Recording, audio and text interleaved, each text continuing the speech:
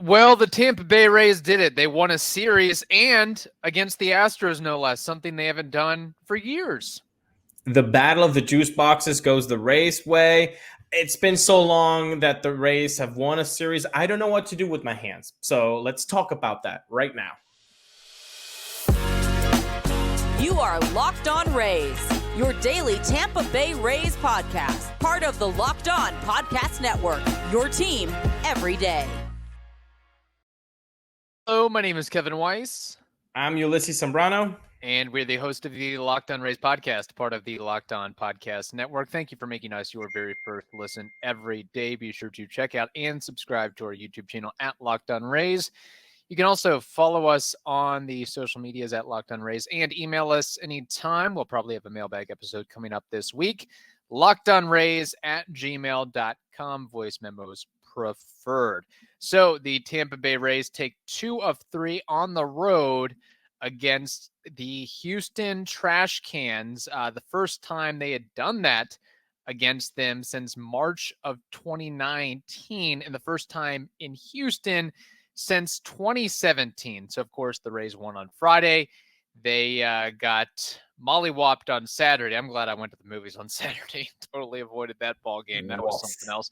That was more of a football game than a baseball game, quite frankly.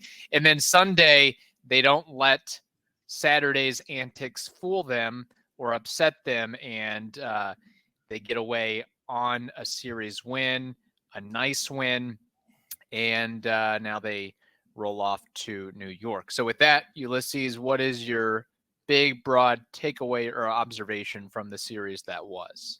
Well, I first off, I have a question. How did my math must be off, but the Rays lost the series against the Astros in Tropicana Field by getting shut out the last 2 games, and then they won the first one. Then the Rays now beat the Astros 2 out of 3. So how did they win the series if it's a wash? Now I'm confused. Right, because they played 6 games, so 3 at Tropicana Field and 3 in Minute Maid, and they each won each other's series. No, it's talking about like a one-off series, so a 3-game or 4-game series, not like a season series, like not a season series. Okay. I was like, how do we? That's the way I read it anyway. Okay, that's fair enough. Well, I can tell you this: it's been a while since the Rays have seemingly won a series or done a lot of winning in the month of July. So we'll take that. July of 2023, that is. Yeah, 100%. And you know what? If you're on YouTube and you're hitting that like button right now and you're hitting that subscribe button, if you haven't yet, you can also see that we put that in the bottom. They're 7-16 in July. Boy, this month has been really a struggle. But having said that, this series win is so needed for all Rays fans. We needed it. The boys did play well, and I think you mentioned it. They didn't let Saturday's mollywopped attack on them go into Sunday. I thought that was one of the healthiest things that we can point out of the whole 2023 season is that. And it goes back also to that Toronto Blue Jays game where they lost 20-1, and then they came back and won the rest 2 games against the Blue Jays. Same attitude here. I love that. That could be, you were always trying to find, okay, what can get them out of the rut. That could be it. Yeah, and it very easily could have been a dud on Sunday where, and not saying this is the mentality of anybody, but you wake up after that L on Saturday. Who do we have going for us? It's not Tyler Glasnow. It's not Shane McClanahan. It's not Zach Eflin. It's not Jerez Mustin or Jeffrey Springs. It's Zach Littell. He's getting the quote-unquote start open, and he handled it with aplomb. I mean, his first win as a starter in the majors. Wait, let's just say this. You get down on Saturday 17-1, right? 17-4? I forget. It was the final tally of that game on Saturday. Yeah, I thought it was 21-5, unless I'm mistaken. Okay, then 21. Look, everybody turned it off after it was a 2-touchdown game. Yeah. So. Okay, so let's play that. Okay, so you lose that game, and then as a Rays fan, you're told, hey, by the way, on Sunday, against this Astros lineup, you're going to throw out Zach Littell, and we're really hoping that he goes 5 for us. Yeah. Nobody's putting money on that game on the Rays unless No. you are just a masochist. And if Yeah. you are, then good for you for getting that right. So no, that was a fantastic thing to see. But my real big happiness comes from a guy that needs to be present in this lineup, that needs to be awake, that needs to be a force, that needs to be more than just a threat. Because that's what we have been playing off Brandon Lowe. Oh, he's a threat. People don't want to pitch to him. He gives protection to the guy in front, the sandwich in front and in the back. He gives them better pitches to hit. That's all fine and dandy. But you have to also produce sometimes. You know, you can't just be like silent and completely non-existent and have, a whatever OPS, a sub 600 like he was dancing for a while. Brandon Lowe. Okay, first off, let me interrupt. You are right. Well, I don't know where I got 21-5 from. 17-4 was the score. Okay. It doesn't matter. I mean, it was a blowout regardless, and not going to go into a whole diatribe. But when you bring in Rene Pinto, we should just, again, end the game on that note. Say, hey, we're packing it up, boys. We'll get back out there tomorrow. But continue on your Brandon Lowe note. No. I'll go on that tangent just a little further than you. If you're a Locked On Rays fan, listener, dude, you know how we feel about position players pitching. Yeah, is it cute? That's it. It's cute. Yeah. And you know what? We've seen enough cuteness. Wave the damn flag. It's not worth it. It's not worth it to see Pinto lollygagging balls so badly that Jake Diekman now needs to pitch when he didn't have to. So again, you know how we feel about it. We think that's ridiculous. You should wave a flag, and then you should say, you know what? We'll take the L. Yeah. Let's go back, boys. Or let's make it an event. If you are to that point where you're considering bringing in a position player, just reach out to the stands and say, hey, anybody want to pitch? Hey, we see a guy with the Tampa Bay cap out on there. Let's make history for him. Tell me what's the difference between Rene Pinto getting on the mound and throwing those 40-mile-an-hour lollybobs.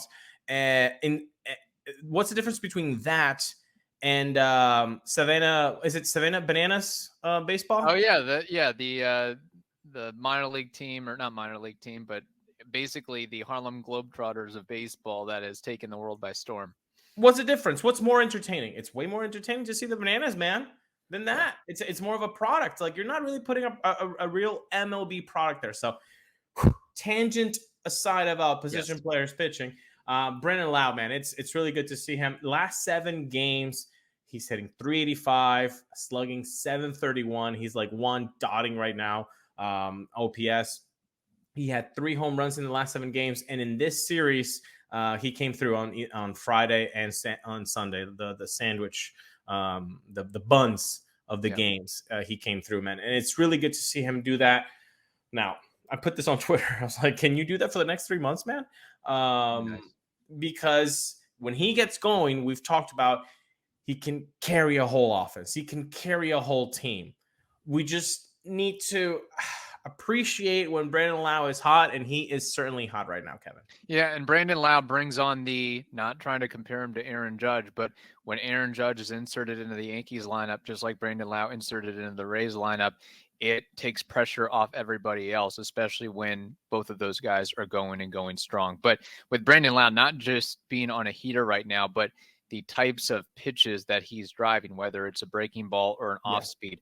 Breaking ball in, he brings the hands in, keeps the lower half stable, and he does damage with it. Staying back, I mean, it's really, it seems like he's made an adjustment that is working for him, and we hope that he's able to continue it, whether it's a ball, hey, I know I can hit a homer, or no, I know I just have to stay back enough and hit the ball up the middle or in play. The other way. And we see him go the other way. And, we've learned this with when Longo was going good. NBA always used to say that, when Longo is going the other way, that's when he's seeing the ball real well, and then he's feeling good. Same thing with Brandon Lowe. Same thing with obviously most hitters. When you see them being able to do that, and with a purpose, not that it was just like a little flare and you're like, oh, Texas bloop, behind the shortstop or the third baseman. Like, no, I mean, like with intent Right. It seems that Brandon Lowe has been having some hits with intent to the middle and opposite side of the field, which is fantastic news because you need a healthy, productive Brandon Lowe. He can be a threat all he wants, but this team is going nowhere if he's just acting as a threat. If he's a threat and then he punishes other teams, that's when the Rays can be effective. Yes, we have more to discuss, but first we have to tell you this. Take your first swing at betting MLB on FanDuel, and you can get 10 times your first bet amount in bonus bets. That is up to $200. That's right. Just bet $20 and you'll land $200 in bonus bets, win or lose. That's $200 you can spend betting every day, from the money line to the over-under to who you think is going to get the first home run. All on an app that's safe, secure, and incredibly easy to use. Plus, when you win, you get paid instantly. No waiting around for that. There is no better place to bet on MLB than FanDuel. They are America's #1 sportsbook for a reason, after all. So sign up today and visit FanDuel.com/lockedon to get up to $200 in bonus bets. That's FanDuel.com/lockedon, LOCKEDON. FanDuel, an official partner of Major League Baseball. One other note on Brandon Lowe, again, attacking early in counts. I know we had mentioned this last week, but whether it's 1-1, 1-0, 0-1, hitters count 2-1, and we saw that from a lot of guys, particularly on Sunday as well. So Brandon Lowe now has 13 homers. Any chance he can get to 20 by year's end? There's a chance, yes. Okay. And you Will know it what? happen? Like, Yes or no? August, September, right? That's 2 full months of baseball, and he needs 7. I'm gonna say more. yes. He gets to 20. Yes. So you theoretically could have, let's see, Randy has 17, Luke Raley has 15, Yandy has 14, Josh Lowe has 13, Wander has 12, Paredes and Siri both have 20 already themselves. Not sure if we would have guessed that before the season started. Maybe Paredes, but yeah, Jose Siri, I don't think anybody would have guessed that. So you could have 3, 4, 5, 6, 7. I mean, half a dozen that get 20. I don't think it's going to happen, but you have a decent number that are right up there. Who is the one that has the least amount of homers? Wander Franco with 11, you said? Wander Franco has 12, and he had one this past weekend, which, speaking of Wander, maybe he's starting to turn a corner as well. Yes. At least, and not that he was ever bad defensively, but something that can really give you a confidence and vibe boost going forward is that Gold Glove highlight reel play that's reminiscent of not 2015 Derek Jeter, but 1998 Derek Jeter. Yeah. With the backhand deep in the hole jump throw, getting Alex Bregman out at first. Just amazing stuff there. But again, I mean, the Rays are, I know as much as we've talked about their offensive ineptitude, at least recently, and not being able to do anything with runners in scoring position, they are still up there in the home run category league wide. And you have a good, decent number of guys there that can get to the big 2-0 mark. And somebody I'm sure can look this up or knows this.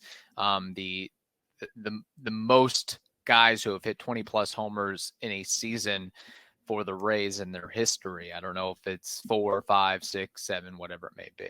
I would say 2016, you had Brad Miller, Logan Morrison, Evan Longoria, and possibly Corey Dickerson. Okay.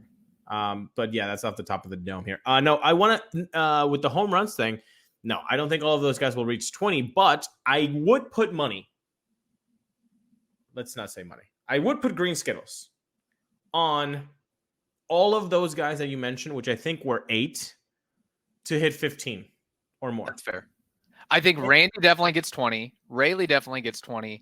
Brandon Lowe looks to be on pace to get 20. That might be it. He needs to have a couple good months. But, I think Brandon Lowe's more likely to get 20 than Yandy Diaz is likely to get 20. and he's at 14. Yeah. Well, I mean, there's only one difference, so I don't think, and Brandon Lowe has more power. But I will say this. What's more likely to happen? Brandon Lowe is at 13. For him to get to 20, or for Yandy, who's at 14, to get to 17? Oh, now we're just splitting hairs here. I don't know, because what's the most that Yandy's had in his career? 14, right? In a single season. 14. Yeah. I would bank more so on Brandon Lowe, because that's just not Yandy's game. Yeah. So we'll see. All right. Changing gears here, and again, there was a lot to like about Sunday's game besides Brandon Lowe and besides Wander's defensive skills, but Zach Littell, Erasmo Ramirez making a solid return. Good movement on his cutter and sinker, just going in opposite directions. That's really all you need to be successful, quite frankly, as long as you can command it and control it. Putting the ball in play, making the Houston Astros do something defensively in the infield, and they struggled with that. So, I'll just leave it at that. But one note that I want to touch on, it is trade deadline season. Of course, we're very close to the official trade deadline, Tuesday at 6 p.m., I believe. And we saw a lot of action, not from the Rays, but other teams of late. We saw the Astros reacquire Kendall Graveman. We saw the Dodgers go out and get Lance Lynn and Joe Kelly, and then Kike Hernandez before that. The Rangers are going all for broke. First, they landed Aroldis Chapman, and now Max Scherzer, now Jordan Montgomery, now Chris Stratton. The Blue Jays go out and get Jordan Hicks. The Braves go out and get Nicky Lopez. There's more and more deals, of course. And there might be something, this might be the new market inefficiency or next frontier, is playoff caliber teams acquiring guys that were previously on their teams, like the Astros with Graveman, like the Dodgers with Kike, where you have a known commodity and you understand what they bring to the clubhouse, their strengths, why they were good for you. They can continue to be good for you. And they have that playoff experience as well. There's something to be said for having that. Hey, not the exact same thing, but the Rays know Erasmo Ramirez's game. So I think there's an element of, Kevin, it's just important, I would say, for a team to have that going in, as opposed to acquiring a guy. We don't know what Jesus Aguilar is going to bring to the table internally. I hate that you took away a very good joke. I was like, and the Rays are doing it the same thing, also with a big move for Erasmo Ramirez. You've been seeing that. Joe Kelly's on that list too. Joe Kelly going back to the Dodgers. Right, yeah. I totally forgot about Joe Kelly. So I mentioned a lot of teams there, a lot of names there, but the Rays are absent from that list. And I know the Rays historically like to procrastinate or do their due diligence and wait to the very, very last moment to make a deal or a maneuver. But I'm just really curious to see what they're going to do, if they're going to do anything that's noticeable. Is it going to be, Nelson Cruz-esque? Is it going to be David Peralta-esque? Is it going to be Tommy Pham-esque? Is it going to be Dan Wheeler, Grant Balfour, Steve Cishek-esque, Nick Anderson-esque? Like, I'm just waiting, trying to be as patient as I can to see what, if any, moves the Rays will make, because right now laps are being ran around them. Yeah. If you bite your nails, don't do that. Get an anxiety ring like the one I have, and then just twirl that puppy around until they make a move. The Rays do two things. Number one, they will wait until the last minute to make a move. We know that. If you've been a fan for long enough, you know that they like to do that on deadline day to pull something off. And they also like to do moves way before the trade deadline. Both because at the end of the deadline, teams might be more pressured to go with less than they might have asked a little bit before. There might not be so much leverage when the clock is ticking down, and they might say, okay, fine, don't include him in the package or whatever. You might have the possibility for that to happen. And also, when you get a Jake Diekman type, a Robert Stevenson, it might not cost as much when you do it a month earlier. then the deadline happens, or a month and a half there. Also, Alika Williams already up with the Pittsburgh Pirates, getting his first major league hit. Good for him. That's awesome. I'm kind of upset about the Jordan Hicks thing. Jordan Hicks going to the Blue Jays. Dude, the Blue Jays are way lower in the standings than the Rays are. They have a worse farm system than the Rays, and they went and got him. Yeah. I'm disappointed in that. Jordan Hicks, with what the Rays can do with pitching, Jordan Hicks would win comeback player of the year, even if he pitches 50 games for the Rays. Like, I'm disappointed about that move. And good for the Rangers. All the names that you just said, like, dude, they're making an effort. They're putting their money where their mouth is. They're going all for broke. And, you know, could that impact them negatively a couple years from now? Sure. But hey, give yourself a shot. You've invested a lot of money into a lot of guys on that roster. And if not now, when? Like, if they feel this is their window, this is their best opportunity in the present, go for it. I like that you just said that. If you think that this is the best shot that you can do, go for it. The Rays will never have that mentality, it seems. They didn't. Nelson Cruz was a great pickup, and I think in this podcast we were very happy about it and we were very excited about it. Didn't turn out to be a great move, but it was the right move at the right time. What's the right move right now? Because although Littell and Erasmo, fantastic Sunday. Thank you both. You guys did fantastic work. Do you see a World Series caliber team getting there? And I mean getting there like in the next 2 months, not in the playoffs, because in the playoffs you'll have around 3 to 4 starters, not really 5. Do you see a World Series caliber team going with a Littell and Erasmo for your 5th spot as a rotation? Because that seems like a very risky thing to do, my man. Yeah, I agree. And that's the thing is, what are the Rays going to do in the next 48 hours, more or less, 36 to 48 hours, however many hours is left until you're listening to this podcast? Is it A, reliever, B, starting pitcher, C, bat, or D, combination thereof? Or E, nothing. I mean, they could do that as well. Maybe they say, we don't believe this is our year, but I feel like some sort of maneuver, as minor or major as it is, has to be done. I don't see them getting a bat.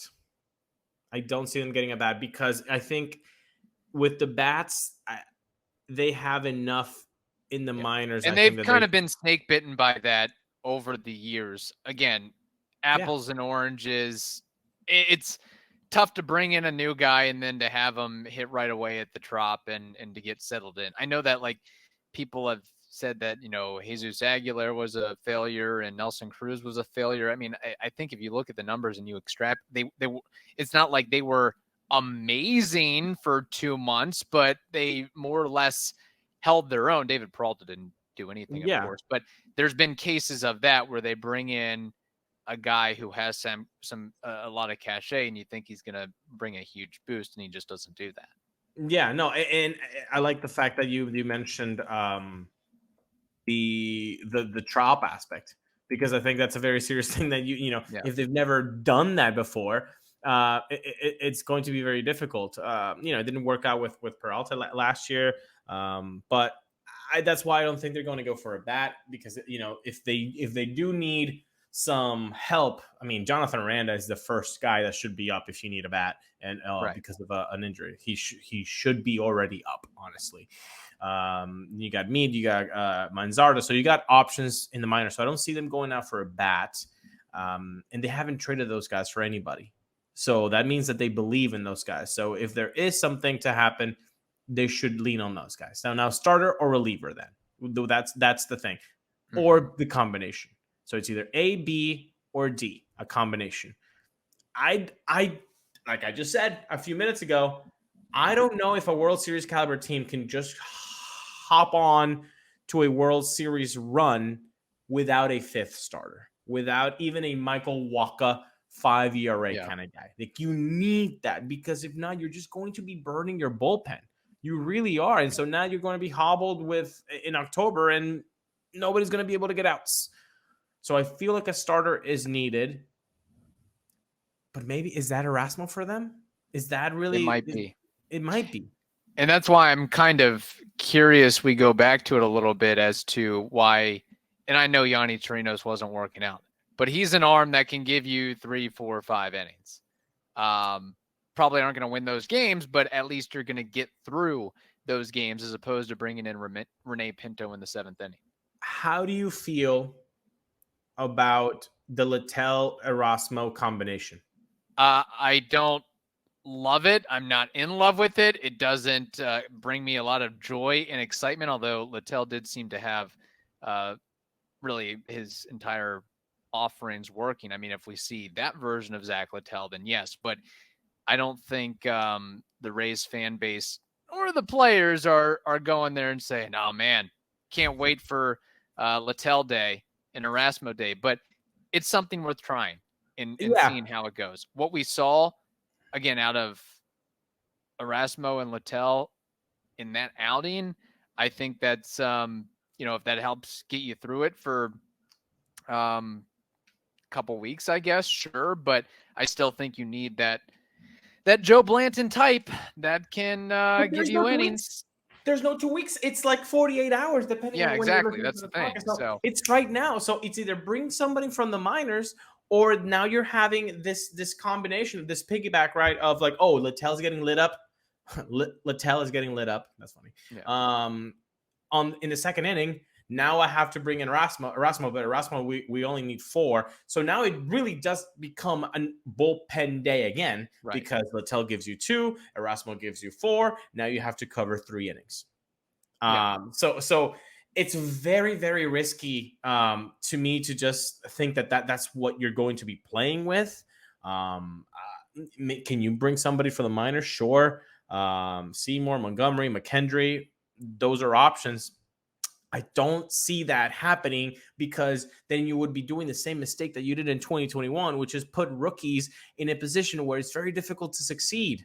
Yeah.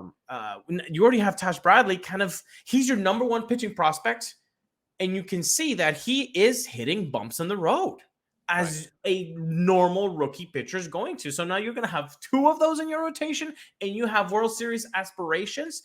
It's very, very difficult for me to just get behind that and be like, yeah, that's completely fine. That's going to be completely okay. Go get 2018, 2019 Miami Marlins Trevor Richards. Maybe that's the move that the Rays are looking at. But maybe, again, I don't mean to be a Debbie Downer here, but maybe that's the Erasmo move. That was it. Could be.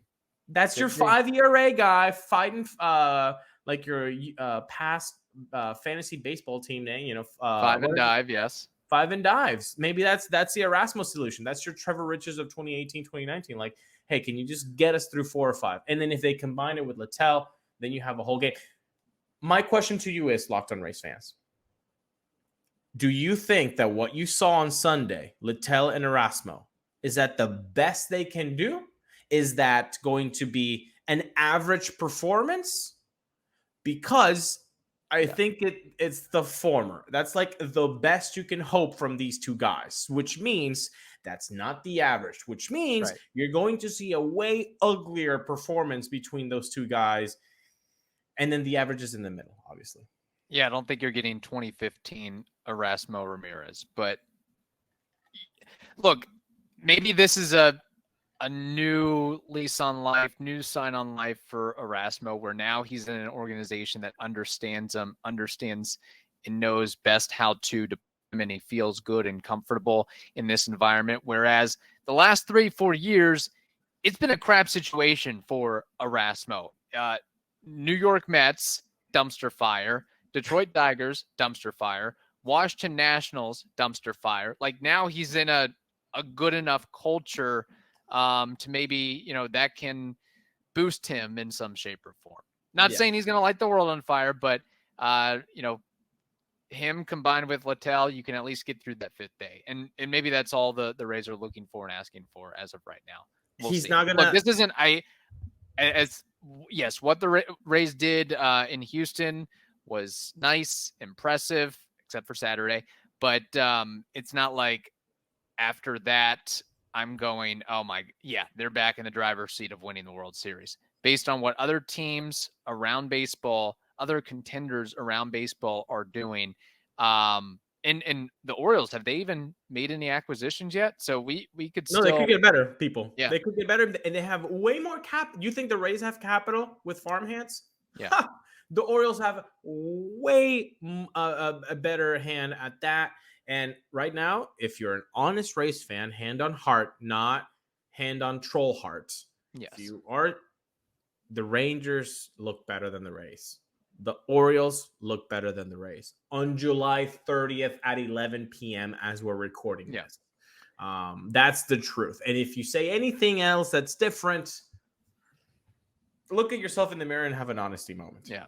And quite frankly, maybe we just hand the title to the Braves as well. Maybe that's what we. God, they're a tank. They look like that video game team that you put up in like GameCube, and you're just like trading people. And they're an all-star team, basically.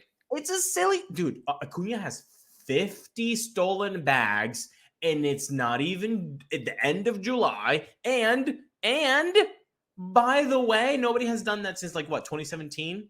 So he can hit like 80. What is this? Oh, and the other thing too, they've basically locked up all their key players as well. So they're going to be in a really sturdy, plentiful position for years to come. Watch out, guys. So you got the Braves, you got the Rangers, you've got the Dodgers, you've got the Orioles. Okay. You've got other teams on the come up, and then you got the Rays. Last 30 seconds. See all that we just talked about in the last 2 minutes? Is that maybe why we haven't seen a big trade by the Rays? Because they're like, look, we're just going to burn our capital for a move that might set us back for the next 2-3 years when the Rangers are really good, the Orioles are really good, the Dodgers are really good, the Braves are really good. Is it really worth it? Just get to the playoffs and see what happens. I think that might be the approach that they go with, which, again, I don't necessarily disagree with. It would be different, again, if they were in a better spot in the month of July. Those other arms that got injured so early on in the season, then I would say, why aren't you making any kind of move whatsoever? But at this point, it's almost like, why do we do all this when it's just not going to help us all that much? So we'll see on that. Should be interesting. In the meantime, hope you all have a wonderful day. Stay safe, and we will talk to you tomorrow.